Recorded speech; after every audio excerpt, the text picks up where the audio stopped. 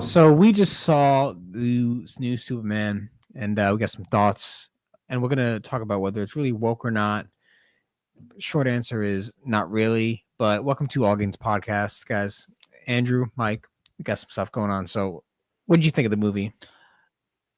Okay, so He goes, another superhero movie in 2025. Yep, post Endgame superhero movies. We live in a world now that's post Avengers Infinity War and Avengers Endgame. Yes, those are Marvel movies. We're talking about a DC movie. It's different. Apparently, it's different. But it's not. By the same guy that did Marvel movies. So yeah. They're the same genre, right? They're just one is from Marvel Comics, the other one is from DC Comics, right? But they're the same genre of movie. They are superhero comic book movies.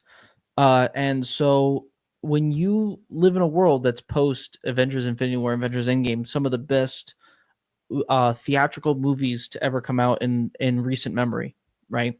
Those experiences watching it for the first time in the movie theater is spectacular. I would love to go back and watch Infinity War in the movie theater for the first time again. Yeah, we must go back. I would love that.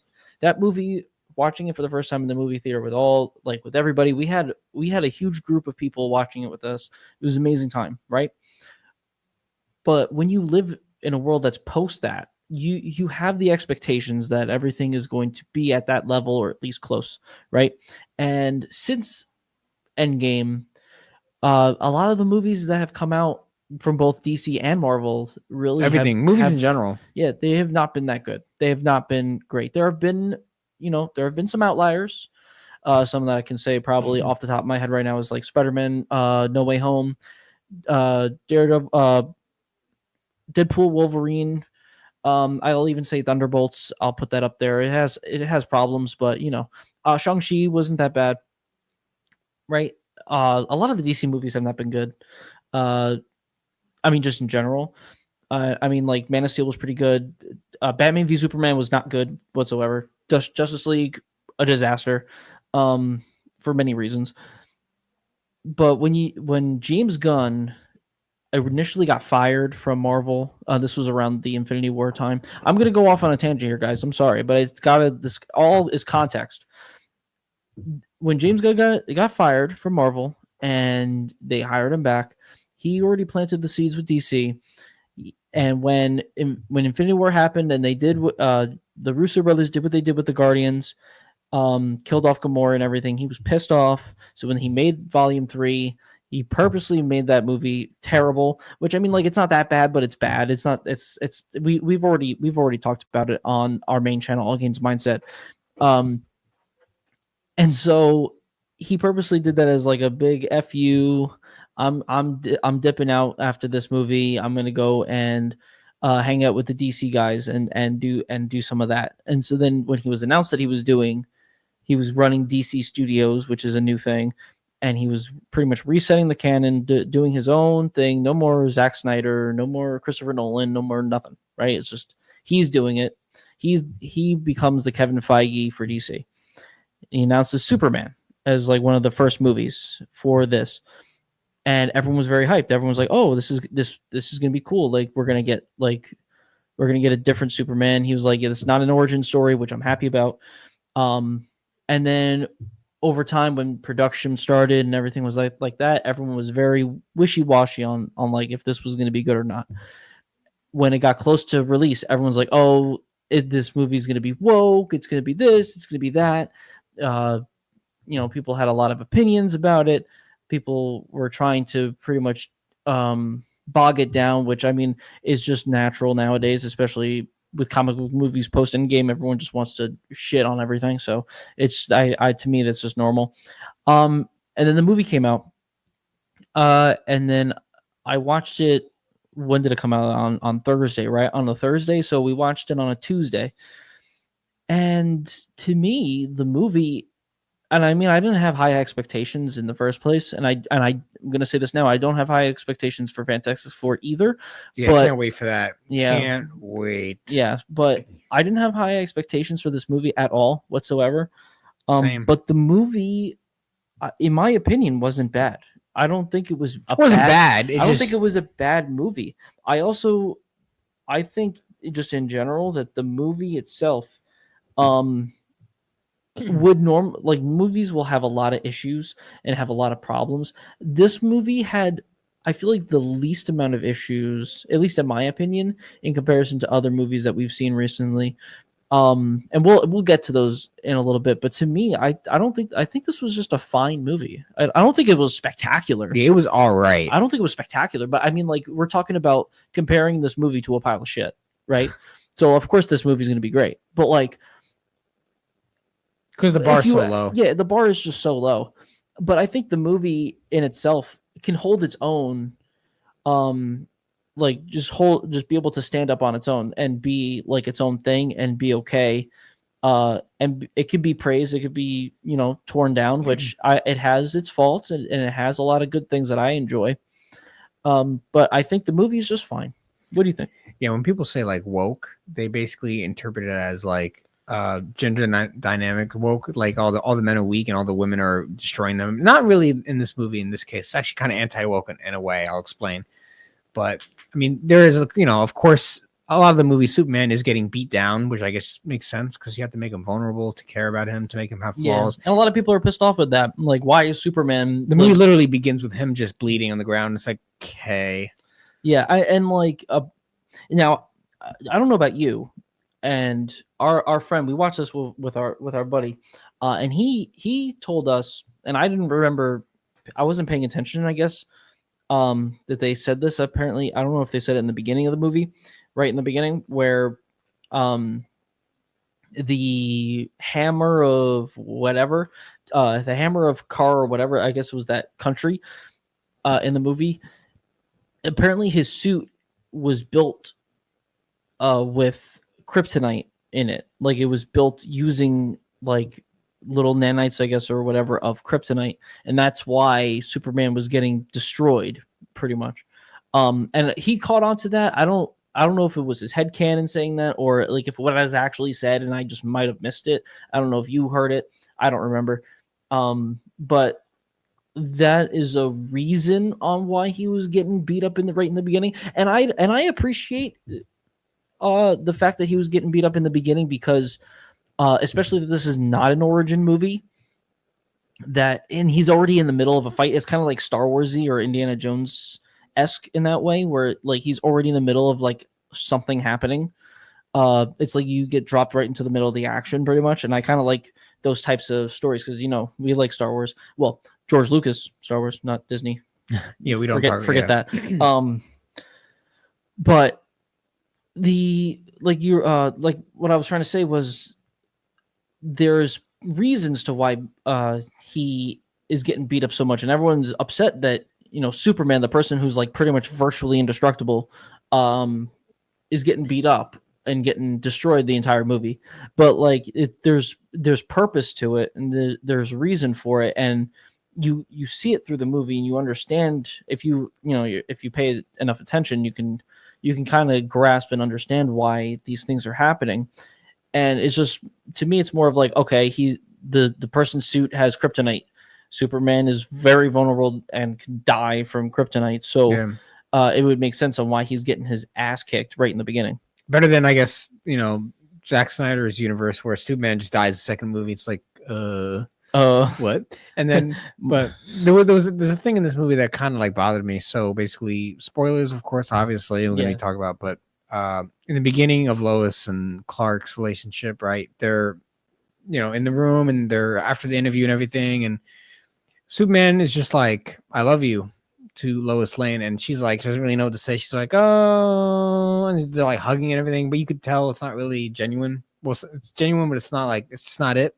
And then when she is with Mr. Terrific and they're going to rescue Superman from the prison, she's like, oh yeah, I was going to break up with him anyway after he said that, because he just kind of, basically she was saying it gave her the ick, I guess. And then, so I didn't like that. And then at the end of the movie, after Superman comes back, kicks ass, and then she's like, he's like holding her. She's like, I love you too. I mean, it's good, I guess, for the movie to end. It's good for the resolution, but it's not good. In real life, it should have been the opposite. I think that she should have said, I love you to Superman. He should be like, well, I don't know. It's only been 3 months. You know what I mean? And he should have been like, and then at the end of the movie, it should have been him saying, you know what, I do love you too. That would have been like some masculine. That would have been like, non-woke. But the fact that it kind of was reversed, I think it should not be like that in real life. Just to relate it to real life. But Yeah, that's no, something that I understand what you're trying to say here, and things. I guess it had to make sense for the movie because, I guess the reason why it had to be that way, and you can think I'm coping, like I'm just taking copium at this point, and I feel like it's because that Superman's like whole entire mindset of like his purpose has to change, and he was so focused on like his like what his mindset used to be, and that he just had to blurt that out to her. And then when he figures out like who he like his actual purpose is, and not just like the purpose of like his parents, because which that is by just to get off tangent right here is fucking crazy. And I got a little spoiled on that. I got a little spoiled on that before I watched the movie, but we'll get into that in a minute. He had to change himself to really become the better person, and which then everyone sees who that person is. Everyone accepts that person, including Lois. Yeah. And that's why Lois would it just had to make sense for her to make that a resolution. Now let me get into Jor-El. Yeah, before you say that, I want to say I think when James Gunn was writing the script for this movie, I think he was watching Andrew Tate videos because in the movie, oh my god, yeah, you're right. Because in the movie, Jor-El Oh is and his wife, whatever, they're just like, yeah, you need to go to Earth and you need to create a harem and you need to impregnate as many women as you can, and then you need to rule over them. I was like, James Gunn has been watching Andrew Tate videos. Yeah, and then guy, pretty much Green Lantern. Oh yeah. He pretty much says out loud that he has like a body count of like over 340. It was because Lois Lane was mocking his haircut, and then Guy Gardner was like, "Oh well, the other 300 something women didn't care." So it's like, all right, James Gunn is definitely watching some YouTube videos.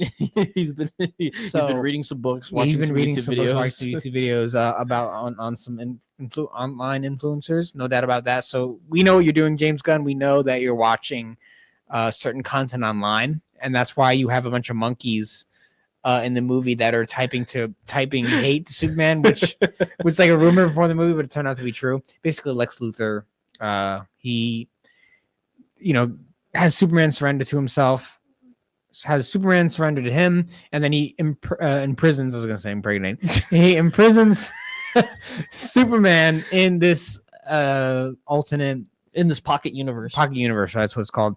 And then Superman has to find his way out, and it's like a whole thing, and but yeah, and Lex Luthor, which by the way is who I don't remember. Do you remember who was the actor of Lex Luthor? Because he did a great job.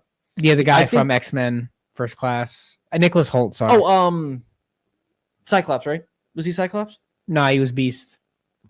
Oh yeah, you're Nicholas right. Hoult, You're right. He was Beast. I don't remember. I haven't watched those movies in so long.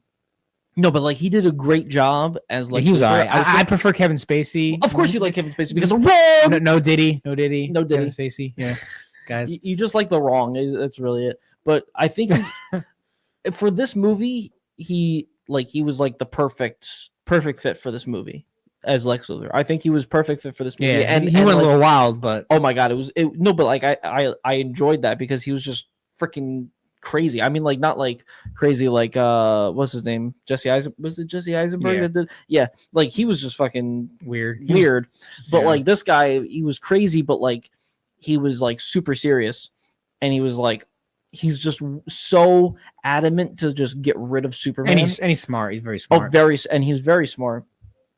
And did so many different you learn that he created and had done so many different things and had so many different plans already in place, and so like you're just like holy crap, like this guy's just you think he's like always like one or two steps ahead like the entire movie, and I think he did a great job working with that. But yeah, like what we were talking about with Jor-El, like it's so funny to me because the different iterations of Jor-El, I'm going to go back to this.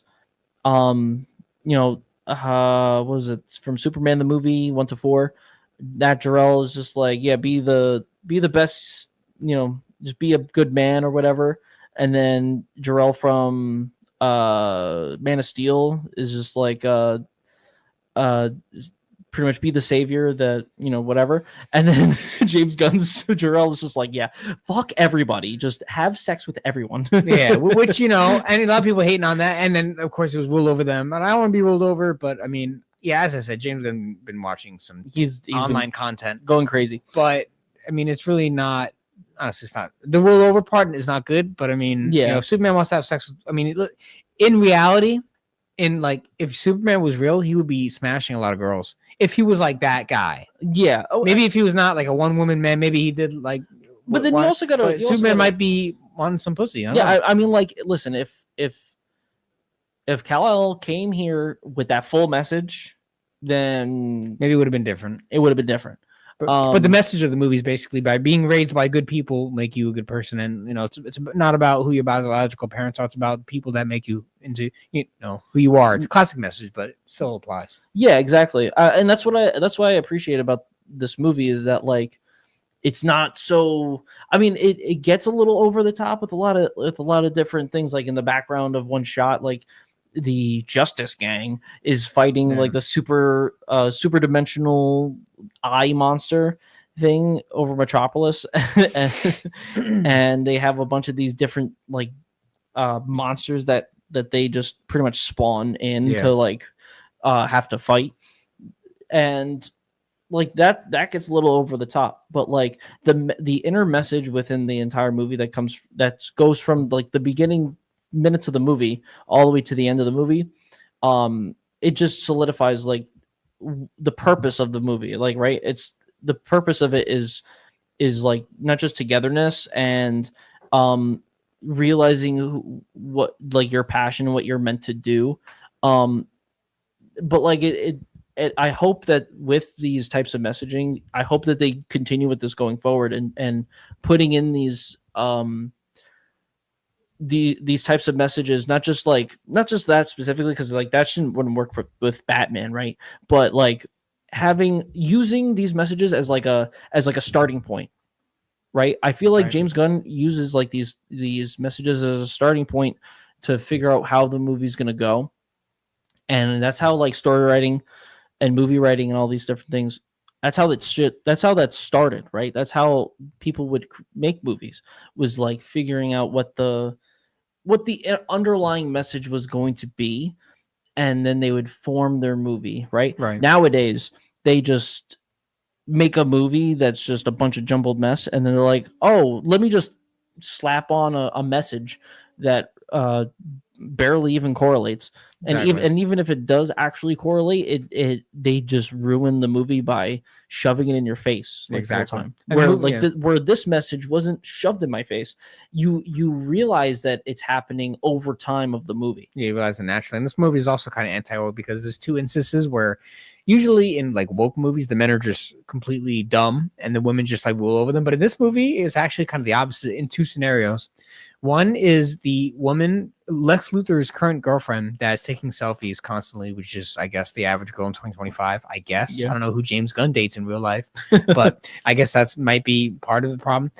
But what do you call it? The one woman who Lex Luthor is dating is behind his back sending selfies, sexy selfies, quote unquote, and she's basically talking to what's his name from the Daily Planet, Superman's best friend. Jimmy Olsen, Jimmy Olsen, or Jimmy Olsen.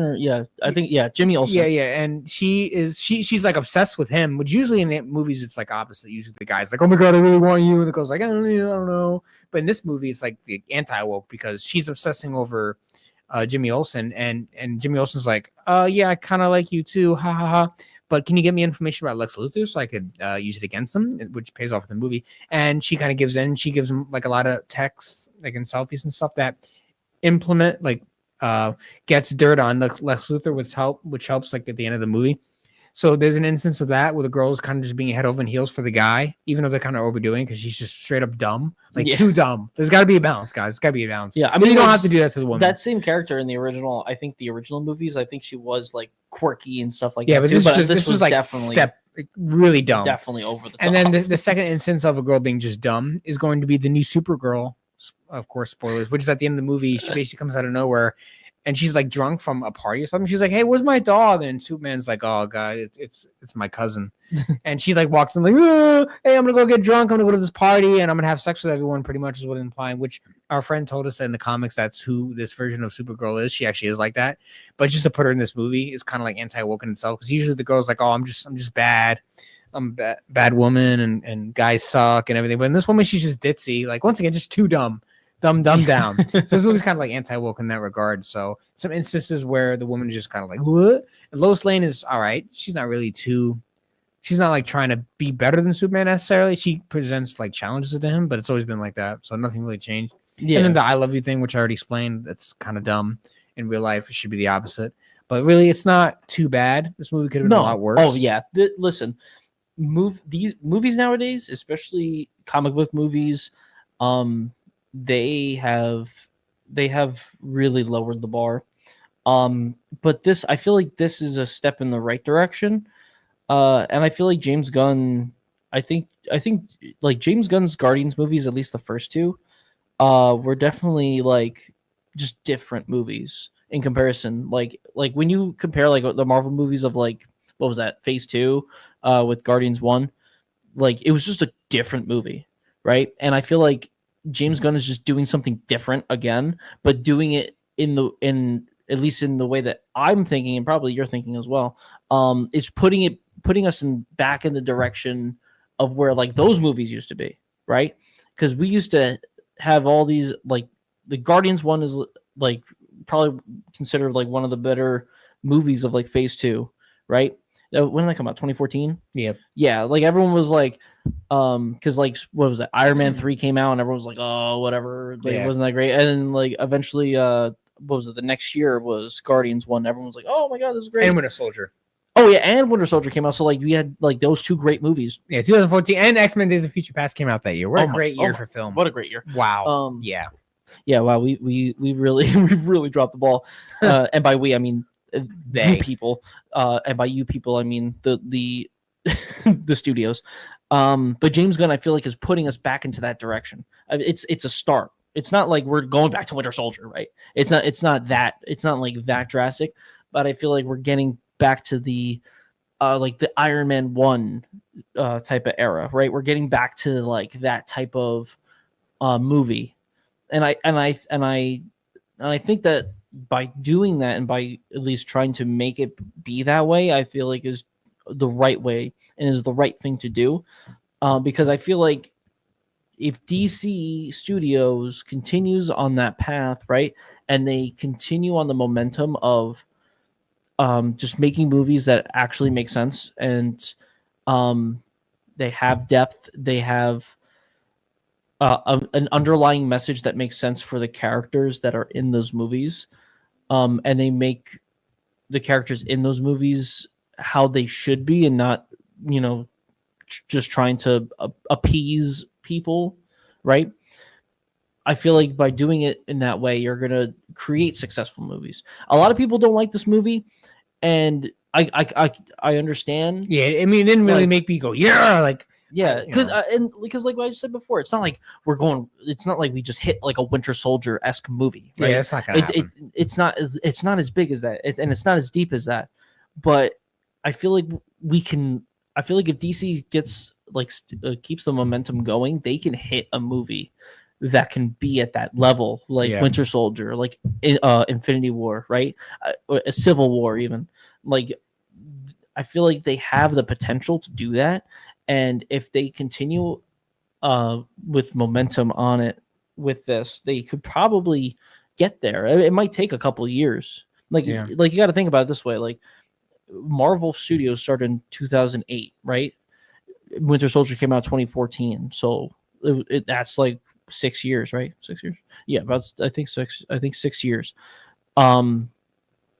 And so it took 6 years to get to that type of movie. We had some good movies before that, of course, but like that movie was like a defining movie. Yeah. Like we already had Avengers, which at that point in 2012 was great and was an amazing movie. But then 2014 Winter Soldier dominated, like literally like blew everything out of the water, right? Yeah. So they could get there they have the ability, but as long as James Gunn, and I don't know if he directing everything, or is he just did he just direct just this first movie and then he's gonna? I'm not sure. I don't really know. I'm not sure. But if someone else is directing Supergirl, I think so.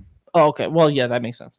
But if the studio, DC Studios, stays on this path, and listens to James Gunn on how the movie should be portrayed, like if they just do like certain things that that he's done in the past, or like he's done for this movie, take certain elements, I feel like they can get there. They could probably even surpass Marvel, at least in the quality, because Marvel's quality of movies recently have not been great. They've bad. They've not had a good track record post 2019. They've probably had maybe, I don't know, four good movies since 2019. I think I'm being generous. I think I'm being a little generous. Yeah, I would say so. And they've put out so many movies and they put out so many shows since 2019. Too many. Yeah, and I feel like that is probably one reason why Marvel has kind of like they just can't stop losing. Down, because they stop losing. Yeah, they just keep losing and they just keep failing. I think it's because they just wearing themselves too thin. And they're probably getting direction probably from Disney as well, not just from Kevin Feige on certain things. So I feel like they are, and I feel like Kevin Feige has worn himself too thin to really approve certain things or take things out of movies. He can't just be at every set and in every boardroom trying to like look at all the storyboards and everything like that. He's only one guy and not approve things. He can't just be there for everything, so he's just gotta like, kind of like Bruce Almighty, where he's just sending yes through the prayers. So yeah. This movie's fine, guys. I think this movie's fine. Definitely not like super woke, which is great. Yeah, it's great. It's not great, but it's not bad. Yeah. Like, I think it's fine. So some people are gonna be like, "What?" But I'm gonna give the movie like a 3.5 because it has some standout moments, and it was pretty good. But it still did not have me walking away like, man, I feel like I want to be Superman. I want to go to the gym right now. I didn't really get that feeling out of me. It gave me more of like I want to do a good thing today. I want to give a homeless man like a cheeseburger. You know what I mean? I want to save a squirrel. Yeah, I want to save a squirrel today, guys. I'm gonna save a squirrel. And so it wasn't perfect, but it wasn't like 2 out of 5. So I'll give it a 3 out of 5. How about you? Out of 5? Oh, okay. Yeah, everyone does out of 10, but I think it's better. When you said 3, when you said 3, I was 3 out of 5. 3 out of 5. I thought you said 3.5. I was like, shit, bro, that's really low. I can't give it that. No, low. But like I think you're right. I think 3 out of 5 is a fair rating for this type of movie. I think, like I said before, it's a step in the right direction, especially from DC, because DC was like all over the place, very much so all over the place. Yeah, hopefully they find their footing now. And so I feel like if they at least just follow into James Gunn's like direction, regardless of what people think about him or about like Superman in general, as long as it's cohesive and everything makes sense, then I don't see a problem. And that's also the issue, is that James Gunn's going to have to just make sure that everything that gets put out is exactly how he would want it. Yeah. And he has to be that guy that has to, approve and unapprove certain aspects of movies. Now he's got to be the one that's going to be like, all right, well, listen, this got my name on it. Like I gotta make sure that like this is going to be an actual movie. So I hope that he takes it seriously.